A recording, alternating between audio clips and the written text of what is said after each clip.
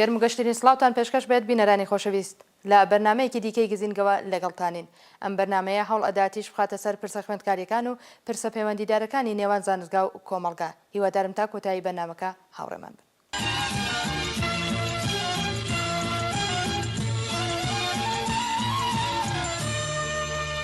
سەرەڕای چالاکیەکانی ئەم دواییانەی خوێندکارانی کورد لەوانە گرتنی ڕێوڕسمەکانی حەڵەبجە و دەرکردنی گۆڤارە خوێندکاریەکان لە ماوەی مانگەکانی ڕابردوو گوشارەکان بۆ سەر خوێندکارانی کورد زیادی کردووە. لەوانە بەجێهێشتنی وڵات بەهۆی گوشاری ناوەندە ئەمنیەتیەکان، داخستنی گۆڤارێکی خوێندکاری لە ئیلام و دەست بەسەرکردن و دەرکردنی حکمی شەلاق و زیندان بۆ چەند چالاکی خوێندکاری کورد لەلایەن ناوەندە ئەمنیەتیەکانەوە. هەر لەم ئاراستەیەدا ڕێبەری حکوومەتی ئیسلامی ماوەی 5 ساڵە بەردەوام جەخ لەسەر گۆڕانکاری لە زانستە مرۆییەکان دەکات و چەندین جاروتویەتی کە پەروەردەکردن لە بوارەدا ئێستا دەبێتە هۆی بێدینبوونی خوێندکاران. شۆرای باڵای فەرهەنگی نزیکەی 40 ئەندامی هەیە و ئەرکی گۆڕینی ناوەڕۆکی زانستە مرۆییەکان و بەڕێوەبردننی پلانی مهندسی فەرهەنگی لە ئەستۆیە. نوێترین هەوڵەکان لەم ساڵانەی دوایی بۆ بە ئیسلامیزەکردنی زانستگاکان لە ئێران لە گەڵاڵەی تاکڕەگەزیکردنی زانستگاکان لە ئێرانەوە دەستی پێکرد. بە جۆرێک کە 2 ساڵ پێش ئێستا کامران دانشجوو وەزیری ئەو کاتەی وەزارەتی زانست ڕاشکاوانە ڕایگەیاند کە ئیسلامیکردنی زانستگاکان گرنگترین بەرنامەی کاری وەزارەتی زانستە. بەم جۆرە بوو کە جیاکردنەوەی ڕەگەزی و بە ئیسلامیکردنی زانستگاکان لە شوێنی نانخواردنی خوێندکارانەوە تاکو و کتێبە دەرسیەکان دەستی پێکرد. هەروەها ڕوون و ئاشکرایە کە زانست لە ناخی خۆیدا ڕەخنە و پرسیار لەگەڵ خۆی دێنێتە گۆڕ و هیچ هێڵێکی سوور لە ئاراستەکردنی پرسیار بە فرمی ناناسێت و ئەمە شتێکە کە دەسەڵاتدارانی نظامێکی دیکتاتۆر وەکو ڕژیمی کۆماری ئیسلامی ئێران ناتوانن قبوڵیکەن.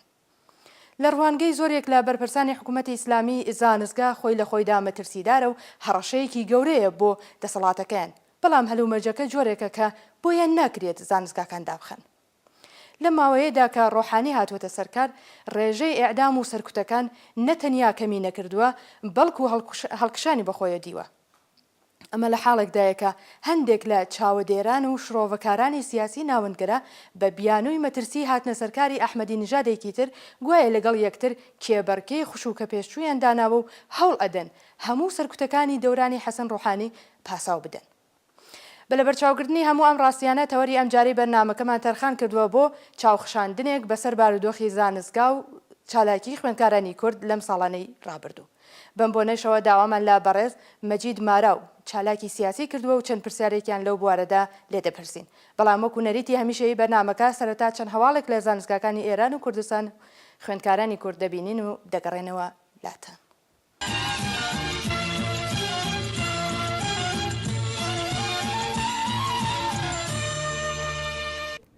مامۆستایەکی خەڵکی نەغەداد دەست بەسەر کرا.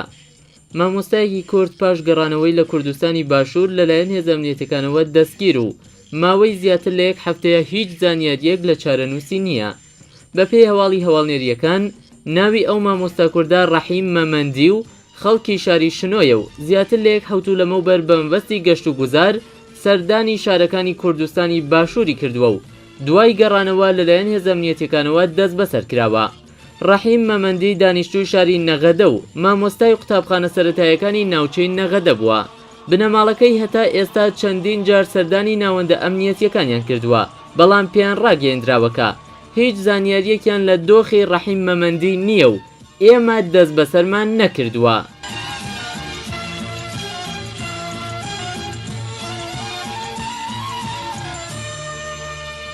چالاکێکی خوێندکاری کورد بزاوتی نەتەوەیی لە زانکۆکانی ئێراندا بەوردی لەژێر چاودێریدایە. چالاکێکی خوێندکاری کوردی خەڵکی شاری مەهاباد بەهۆی هەڕەشە و فشاری وەزارەتی ئیتلاعاتەوە زێدی خۆی بەجێهێشت. بەپێی راپۆرتی هەواڵنێریە نێوخۆیەکان، ناسر ڕەسوڵ نەژاد خوێندکاری کوردی خەڵکی شاری مەهاباد لە زانکۆی ئەلامە تەباتەبایی تاران لە ئەنجامی فشاری ناوەندە ئیتلاعاتی و ئەمنیەتیەکاندا ڕووی لە دەرەوەی وڵات کرد و لە یەکێک لە وڵاتانی دراوسێی ئێران گرسایەوە. ئەو چالاکە خوێندکاریە کە لە زانکۆی ئەلامە سەرقاڵی خوێندنی کارناسی باڵا لە ڕشتەی کارگێڕیدا بووە لە لێدوانێکدا ڕاگەیاند. لە ناوڕاستی هاوین و مانگی ڕەشەمەی ساڵی ڕابردوودا بانگی ئیتلاعاتی مەهاباد کرام و بەهۆی ترسی دەست بەسەرکران ڕووم لە دەرەوەی وڵات کرد.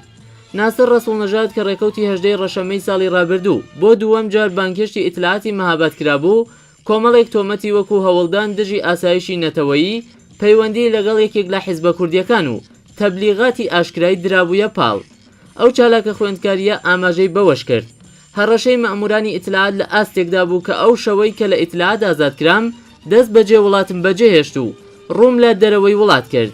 ناوبراو سەبارەت بە چالاکی خوێندکاری لە زانکۆی ئەلامە تەباتەبایی گوتی چالاکی خوێندکاری لە زانکۆی ئەلامە بە بەراورد لەگەڵ هەموو زانکۆکانی دیکەی تاراندا سنووردارتر بوو. ڕەسوڵنژاد لەو بارەیەوە دەڵێت سەرەتای مانگی ڕەشەمەی ئەمساڵ لە کاتێکدا کە تەنانەت بۆ بەڕێوەبردننی ڕێوڕسمی ڕێزگرتن لە قوربانیانی هەڵەبجەش مۆڵەتمان وەرگرت بوو، هەفتەیەک پێش لە بەڕێوەچوونی ڕێوڕسمی ڕێزگرتن لە قوربانیان ئەو ڕێوڕسمە هەڵوەشێنرایەوە.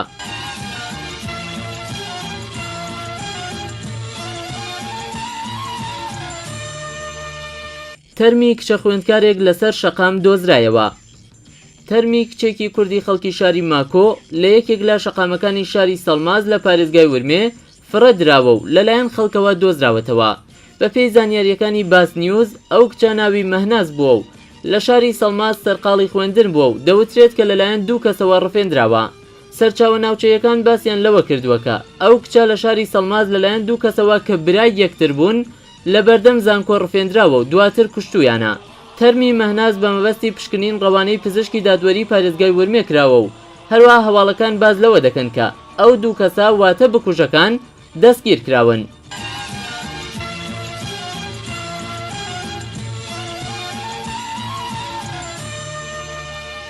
مختار زارعی جارێکی دیکە گوازرایەوە بۆ ئیتلاعاتی سنە. مختار زارعی کە 2 هەفتە پێش ئێستا لەلایەن هێزە ئەمنیەتیەکانەوە دەست بەسەر کرابوو لە زیندانی ناوەندی سنەوە گوازرایەوە بۆ ئیتلاعاتی ئەو شارە. بەپێی راپۆرتی هەواڵنێریە نێوخۆیەکان و بە وتەی سەرچاوەیەکی ئاگادار مختار زارعی چالاکی سیاسی کوردی خەڵکی شاری سنە بە مەبەستی لێکۆڵینەوە و لێپرسینەوە ڕەوانەی ئیتلاعاتی ئەو شارە کرایەوە. بە گوتەی سەرچاوەکە زارعی بەهۆی پشووی نەورۆزیەوە لە ئیتلاعاتی سنەوە گوازرا بوویەوە بۆ زیندانی ناوەندی شاری سنە. ئەو سەرچاوەیە ڕوونیشی کردەوە. مختار زارعی کە هەتا ڕێکەوتی چواری خاکەلێوە لە زیندان مابوویەوە لە ماوەی مانەوەیدا لە زیندانی سنە چەند جارێک پەیوەندی تەلەفۆنی لەگەڵ بنەماڵە و کەسوکاری داگرتووە، بەڵام لە ئێستادا کەس ئاگاداری چارەنووسی نییە.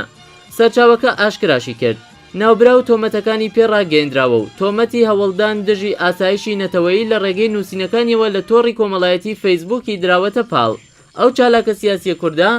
ڕێکەوتی 24 ڕەشەمەی ساڵی 93 لەلایەن هێزە ئیتلاعاتیەکانەوە بە بڕیاری دادستانی شاری سنە دەست بەسەر کرابوو. زارعی پێشتریش بە تۆمەتی هەوڵدان دژی ئاسایشی نەتەوەیی بانکشتی لقی یەکی دادگای ئینقلابی سنە کرابوو. ئەو چالاکە کووردە یەکێک لە ئەندامانی یەکێتی دموکراتیکی خوێندکارانی کورد بووە و لە زستانی ساڵی 1970 هەتاویدا و لە کاتی بەڕێوەبردنی ڕێوڕسمی دووەمین ساڵیادی کوژرانی ئیبراهیم لوتفوڵاهی دەست بەسەر و بۆ ماوەی 3 مانگ لە ئیدارەی ئیتلاعات ڕاگیرا بوو.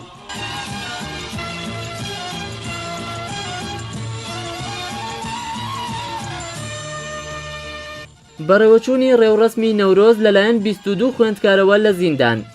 لەلایەن 22 خوێندکارەوە لە زیندانەکانی کۆماری ئیسلامی ڕێوڕسمی نەورۆز بەڕێوەچوو. بەپێی هەواڵی رادیۆ زەمانە ڕێوڕسمی پێشوازی لە ساڵی تازە لەلایەن 22 خوێندکارەوە کە نێوەنجی هەر کامیان بە 7 ساڵ زیندان مەحکوم کراون لە زیندانەکانی کۆماری ئیسلامی بەڕێوەچووە و لە نێوان ئەو خوێندکارە دەست بەسەر کراوانەش بەهارە هیدایەت، مەجید تەوەکولی، زیان نەبەوی و مهدی خودایی بوونیان هەیە کە بە دوای ڕووداوەکانی ساڵی 1380 تاوی دەست بەسەر کراون. بەپێیەوە هەواڵە لانیکەم 14 کەس لەو خوێندکارە دەست بەسەر کراوانە بەهۆی چالاکی خوێندکاریەوە دەست بەسەر کراون.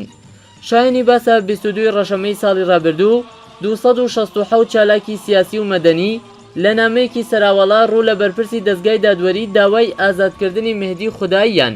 لە زیندان کرد، بەڵام هێشتا کە هیچ بەرپرسێکی کۆماری ئیسلامی وەڵامی ئەو داواکاریەی نەداوەتەوە.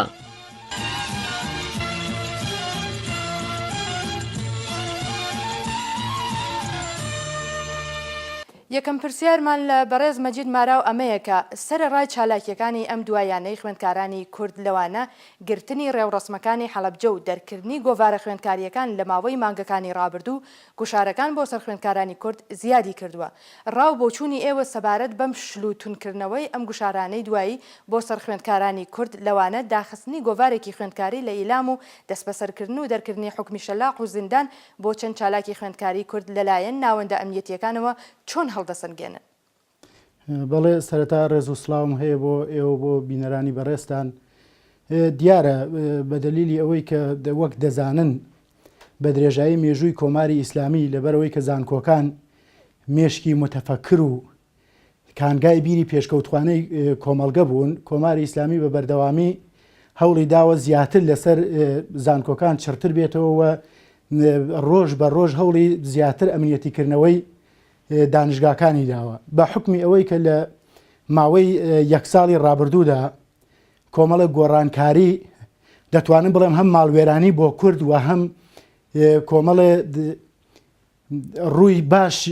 لە دەرگای باش لە کورد کرایەوە و کۆمەڵە گۆڕانکاری کە لە ناوچەکە هاتە ئاراوە سەرباری ماڵوێرانیەکانی کۆمەڵێک جیهانی بوونەوە و مەزلومیەتی خەڵکی کوردی گەیاندە دنیا و توانی کۆمەڵی دەرگا لە ڕووی کووردا بکاتەوە بۆ ئەوەی کە کورد بگاتە هەموو ناوەندەکانی دنیا بە پێچەوانی ڕابردوو کە کورد هەرچی بەسەری دەهات کەس گوێ لێ نەدەگرت. ئەم جارە لە تەواوی دنیا کورد بوو بە ڕەمز بۆ جۆرە ڕەمزی خۆراگری جۆرێ ڕەمزی بەرخۆدان و یەکسانی خوازانە و یانە ئەو بیرە ارتجاعی کە لە ناوچەکە پەیدا بوو کورد بوو بە ڕەمزێ بۆ ئەوە و بێگومان کوردیش بەدەلی ئەو خەباتەنەتەوەی بەردەوامەی کە بە درێژایی مێژوو بوویەتی و لێک ئاڵاندنی ئەو خەباتە توانی ئەمە ببێ بە هێز و بە فشارێک بۆ ئەوەی کە لە زانکۆکانەوە بەتایبەت لە زانکۆکانی کوردستان و تەنانەت لە زانکۆکانی دەرەوەی کوردستانیش خوێندکارانی کورد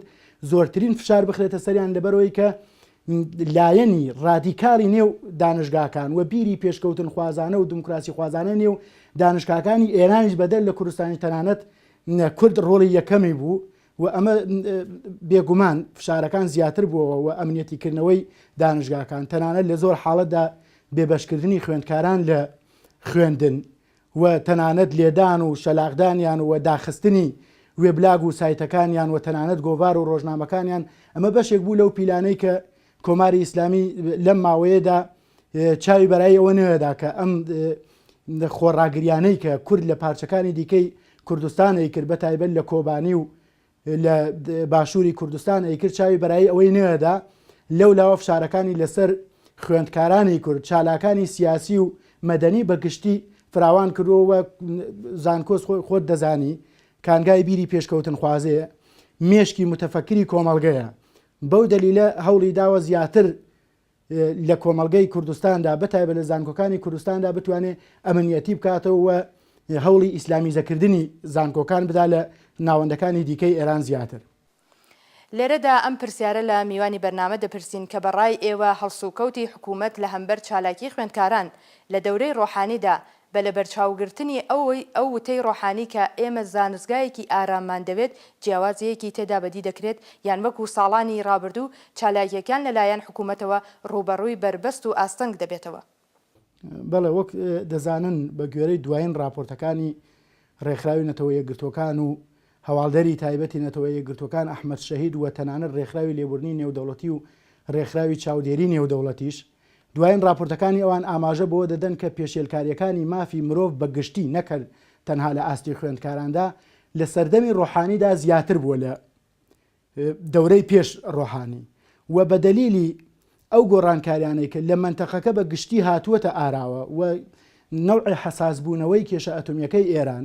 و ئەو بحرانە اقتصادیە گەورەی کە لە ئێران هاتە ئاراوە و ئەم شەڕ و دێوزمەی داعش کە لە ناوچەکە پەیابوو ئەمانە بە جۆرێک لە جۆرەکان لە بەرژەوەندی حکوومەتی ئێران بوو بۆ ئەوەی کە ئەم پرسانەی کە لە دەرەوەی خۆی هەیەوە زیاتر لە هەموو چین و توێژەکانی ناو کۆمەلگا زیاتر فشارەکانی لەسەر بوو ئەمە توانی بە جۆرێک لە جۆرەکان لە دەورەی ڕۆحانیا پێشێلکاری مافی مرۆڤ ئاسانتر لە دەورانی ئەحمەدینژاد بڕواتە ڕێوە و ئەو فشارە ئەمنیەتیانەی کە لە زانکۆکانە دروستی کرد توانی تا ڕادەیەک ئەو سەرهەڵدانانەی کە لە ساڵی هەشتاوە ئەو جۆرەی کە خوێندکاران توانیان لە ساڵانی ه دا جۆرێک لە بیری چەپ و ڕادیکالیزم لە ناو زانکۆکانە بڵاو بکەنەوە و دروشمی چەپ و سۆسیالیستی بڵاو بکەنەوە لە ناو زانکۆکانە بە ئاسانی نەتوانێت بەو شێوەیە بچێتە پێشەوە و بەگشتی ئازادی و دموکراسی لە ئێراندا ئەوەندەی کە توانرا خەفەکرا لەم سەردەما بە دەلیلی ئەو پرسە نێودەوڵەتیانەی کە هاتووە دەرفەتی ئەوە بووکە کۆمەڵی نێودەوڵەتی و دنیا چاوی بە جۆرێک دابخات چونکو کێشەی گەورەتر لە ناوچەکە هاتوو بۆ ئاراوە کۆماری ئیسلامی لە ماوەی 1 ساڵ و تا 2 ساڵی ڕابردوودا بەتایبەت لە سەردەمی ڕۆحانیدا پێم وایە توانوێتی زیاتر لە هەموو جارێک بتوانێت سەرپۆشێک لەسەر ئەو بزوتنەوانە دابنێوە نێڵێ وەکو پێشوو بە ئاشکرای دەربکەون بەڵام بە دڵنیاییەوە ئەو بزوتنەوانە نەمردوون و ئەو بزوتنەوانە هەر ئەو هەنگاوانەی کە لەم دوایانە نایان بەتایبەت بۆ کۆبانی لە هەموو دانیشگاکانی ئێران ئەمە دەریەخا کە بزوتنەوەی دانیشتجویی نەمردووە هەرماوەتەوە بەڵام ڕەنگە تاکتیکەکانی مبارزەیان گۆڕی بێت لە دەورانی ڕۆحانیا بە دەلیلی سەرکوتی زیاتر و ئەمنیەتیکردنەوەی زیاتر و بە دەلیلی ئەوەی کە بە شێوەیەکی سیستماتیک هەوڵیان داوە زانکۆکان ئیسلامی بکەنەوە و زانکۆکان بە قەولی خۆیان ئارام بکەنەوە بیر و هەموو شتێکی زانکۆکان لە ناو زانکۆکاوە نێڵن بێتە ناو کۆمەڵگەوە لەو تا ڕادەیەک توانیانە ناڵێن پاشەکشیان بە بزوتنەوە بەڵام تاکتیکەکانیان بگۆڕن لە مبارزەی خۆیانە. پرسیارێکی بنەڕەتی کە لە میوانی بەرنامە هەمانە ئەمەیە کە مەبەستی حکوومەت لە دەرکردنی بڕیارێکی نوێ بۆ کاری زۆرتر لە ئاراستەی ئیسلامیزەکردن و گۆڕینی ناوەڕۆکی کتێبی زانستە مرۆییەکان لە ئێراندا چییە؟ ئایا ئەم هەوڵانە دەتوانێت ڕێگر بێت بۆ پەرەسەندنی بیری ئازادی خوازی لە نێو خوێندکاراندا؟ بەڵێ بێگومان هەر بەو جۆرەی کە وتم گۆڕانکاریەکانی منتەقەکە بەشێکی وە بەو جۆرەش کە دەزانین لە ماوەی 35 ساڵی ڕابردوودا حکوومەتی ئیسلامی ئەو هەوڵانەی کە داویەتی لە بۆ ئەوەی کە کۆمەڵگە بەرەو کۆمەڵگەیەکی دواکەوتوو بباوە بە ئاراستەی کۆمەڵگەیەکی مێگەل بیباوە ڕێگە نەداکە ئەو جۆرە پێشکەوتنانەی لە کۆمەڵگەدا هاتوونەتە ئاراوە و ئەو ئامرازانەی کە بەتایبەت بۆ کاری ڕاگەیاندن و بۆ گەیاندنی دەنگ بە دنیا خەفە بکاوە نێڵێ لە کۆمەڵگەی ئێران بچێتە پێشەوە تا ئێستا شکستی هێناوە و بە لە بەرچاوگرتنی ئەو پێشکەوتنانەی لە بواری تەکنۆلژیا هاتووەتە ئاراوە دیارە کۆماری ئیسلامی لە ترسی ئەوەدا هەوڵی داوە بە پلانەوە بۆ ئەوەی کە زیاتر زانکۆکان ئەمنیەتی بکاوە بیری ئیسلامی زیاتر لە زانکۆکانە پەرە پێ بداوە ڕێگری بکە لەوەی کە زانکۆکە ناوەند و کانگا و مێشکی کۆمەڵگەیە و ئەتوانی بڵێ ترپەی دڵی کۆمەلگایە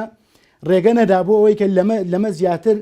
کۆماری ئیسلامی بکەوێتە مەترسیەوە لەبەرەوە ئەو قەیرانانەی کە ڕوبەڕووی بوونەتەوە ئێستا مەترسیدارترین شوێن بۆ کۆماری ئیسلامی دەتوانێت زانکۆکان بێت لەبەر ئەو بیرە ڕادیکاڵ و پێشکەوتن خواز و دموکراسیانەی کە لە زانکۆکانە هەیە مەترسی ئەو هەر گۆڕانکاریەکە لە ئارادا بێ لە داهاتووە ڕەنگە زانکۆکان بووبن بە گەورەترین مەترسی بۆیە زۆرترین هەوڵی لەسەر ئەوان چڕکردوونەتەوە زۆرترین هەوڵێک کە توانی بێتی بۆ ئەوەی کە بتوانێت لە هەنگاوەکانی دواتر وە لە داهاتوویەکی تەمومژاوی تاریک کە بۆ کۆماری ئیسلامی بەدیەکرێت لە داهاتووە ڕەنگە کۆنتترۆلکردنی زانکۆکان یەکەم استراتژی ئەو بێ بۆی کە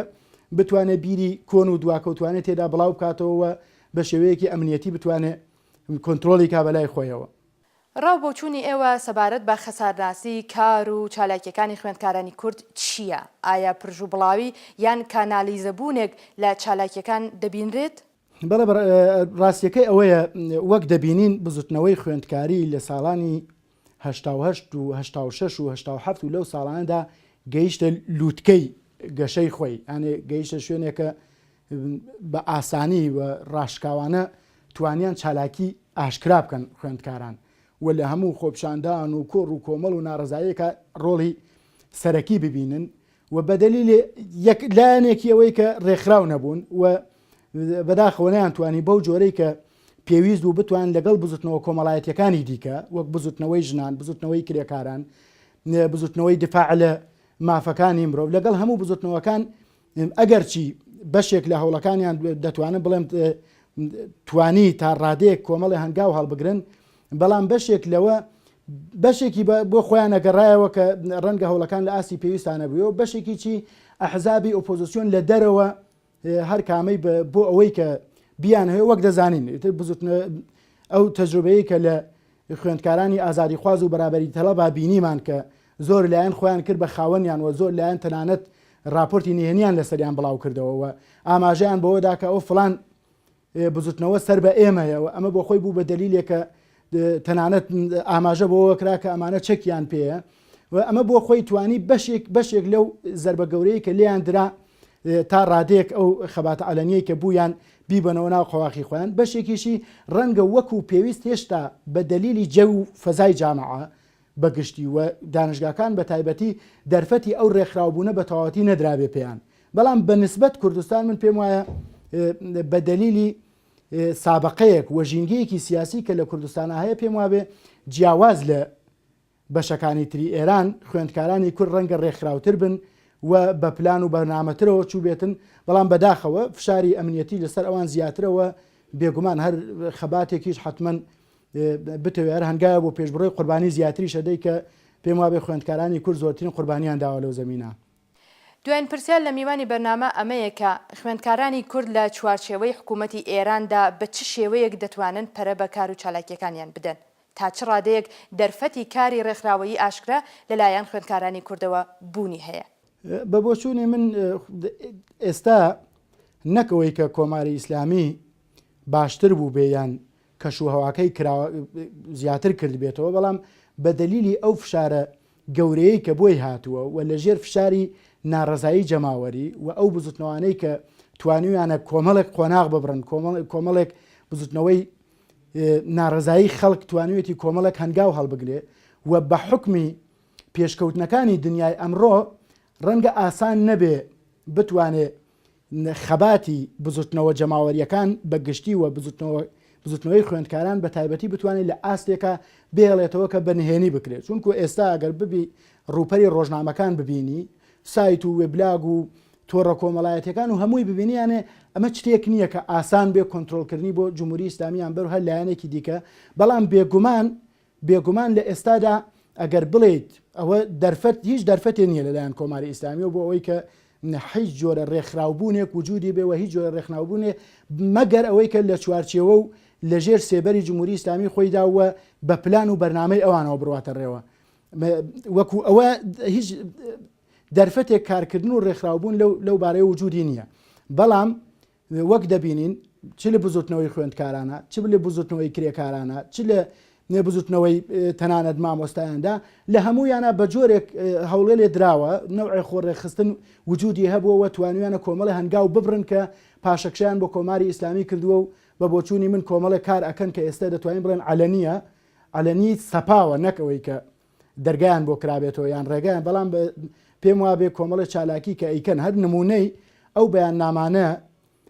ئەو کەمپەینانە بۆ کۆبانی دایانەوە بۆ پشتیوانی لە کۆبانی و ئەو خەبات و بەرەنگاریەی کە بەرامبەر بە دیوەزمەکانی داعش